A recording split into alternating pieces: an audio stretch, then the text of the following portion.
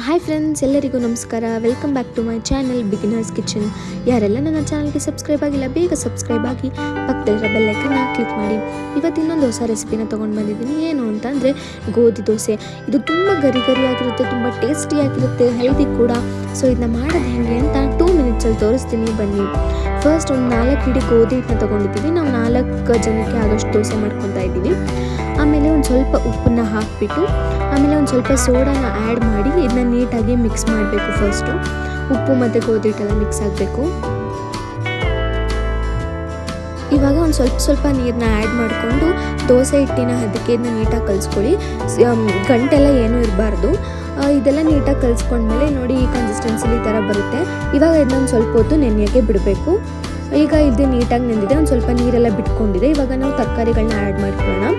ಸಾಂಬಾರು ಸೊಪ್ಪು, ಕಾಯಿ ತುರಿ, ಆಮೇಲೆ ಕ್ಯಾರೆಟ್ನ ತುರಿದಿಟ್ಕೊಂಡಿದ್ದೀವಿ ಅದು, ಆಮೇಲೆ ಈರುಳ್ಳಿನ ಸಣ್ಣದಾಗಿ ಹೆಚ್ಕೊಬೇಕು, ಅದನ್ನು ಕೂಡ ಆ್ಯಡ್ ಮಾಡಿ ಇನ್ನೊಂದು ಸರ್ತಿ ನೀಟಾಗಿ ಮಿಕ್ಸ್ ಮಾಡ್ಕೊಳ್ಳಿ.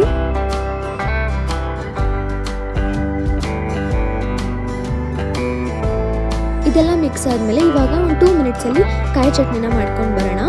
ಒಂದು ಜಾರ್ ತೊಗೊಳ್ಳಿ, ಅದಕ್ಕೆ ಕಾಯಿ ತುರಿ, ಆಮೇಲೆ ಒಂದು ಸ್ವಲ್ಪ ಕಡಲೆ, ಸಾಂಬಾರು ಸೊಪ್ಪು, ಬೆಳ್ಳುಳ್ಳಿ, ಒಂದು ಸ್ವಲ್ಪ ಶುಂಠಿ ತಗೊಳ್ಳಿ, ಆಮೇಲೆ ಹಸಿರು ಮೆಣಸಿನ್ಕಾಯಿ, ಈರುಳ್ಳಿ, ಆಮೇಲೆ ಹುಣಸೆಹಣ್ಣು, ರುಚಿಗೆ ತಕ್ಕಷ್ಟು ಉಪ್ಪನ್ನ ಹಾಕ್ಕೊಂಡು ಒಂದು ಸ್ವಲ್ಪ ನೀರನ್ನ ಹಾಕ್ಕೊಂಡು ಗ್ರೈಂಡ್ ಮಾಡ್ಕೊಳ್ಳಿ. ಇವಾಗ ನೋಡಿ ಗ್ರೈಂಡ್ ಆಗಿದೆ, ಈ ಥರ ಕಾಣಿಸ್ತಿದೆ. ಇವಾಗ ಒಂದು ಸ್ವಲ್ಪ ಒಗ್ಗರಣೆ ಹಾಕಿಬಿಡೋಣ, ಟೇಸ್ಟಿನ ಚೆನ್ನಾಗಿರುತ್ತೆ. ಎಣ್ಣೆ ಹಾಕ್ಕೊಂಡು ಎಣ್ಣೆ ಕಾಯ್ದ್ಮೇಲೆ ಸಾಸಿವೆ, ಇಂಗಿನ ಪೌಡರ್, ಒಂದು ಒಣಮೆಣಸಿನ್ಕಾಯಿ, ಒಂದು ಸ್ವಲ್ಪ ಕರಿಬೇವನ್ನ ಹಾಕಿ ಅದನ್ನ ನೀಟಾಗಿ ಮಿಕ್ಸ್ ಮಾಡಿ ಚಟ್ನಿ ಒಳಗೆ ಹಾಕಿಬಿಟ್ಟು ನೀಟಾಗಿ ಒಂದು ಮಿಕ್ಸ್ ಕೊಟ್ಟರೆ ಟೇಸ್ಟ್ ಚಟ್ನಿದು ಇನ್ನೂ ಜಾಸ್ತಿ ಆಗುತ್ತೆ. ಇವಾಗ ನಾವು ಇಟ್ಕೊಂಡಿರೋಂಥ ದೋಸೆ ಹಿಟ್ಟಲ್ಲಿ ದೋಸೆನ ಮಾಡೋಣ. ಒಂದು ಪ್ಯಾನ್ನ ತೊಗೊಂಡು ಅದು ಕಾಯ್ದ್ಮೇಲೆ ಒಂದು ಸ್ವಲ್ಪ ಎಣ್ಣೆ, ಸ್ವಲ್ಪ ಜಾಸ್ತಿನೇ ಹಾಕಿ, ಆಮೇಲೆ ತವಾ ಮೇಲೆ ನೀಟಾಗಿ ದೋಸೆನ ಹಾಕಿ ಒಂದು ಸ್ವಲ್ಪ ಎಣ್ಣೆ ಹಾಕಿ, ಎಣ್ಣೆ ಜಾಸ್ತಿ ಇದ್ದಷ್ಟು ಅದು ನೀಟಾಗಿ ರೋಸ್ಟ್ ಆಗುತ್ತೆ.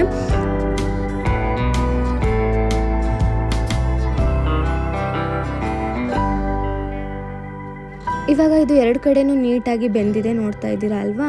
ಇವಾಗ ಇದು ಸರ್ವ್ ಮಾಡೋಕ್ಕೆ ರೆಡಿಯಾಗಿರುತ್ತೆ.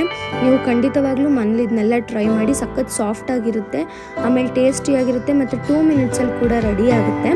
ಎಲ್ಲರೂ ಟ್ರೈ ಮಾಡಿ ಹೇಗಿತ್ತು ಅಂತ ನನಗೆ ತಿಳಿಸಿ. Thanks for watching. ನಿಮ್ಮ ಸಪೋರ್ಟ್ ನನ್ನ ಚಾನಲ್ ಮೇಲೆ ಹೀಗೆ ಇರಲಿ ಅಂತ ಕೇಳ್ಕೊತೀನಿ. ಬಾಯ್ ಬಾಯ್.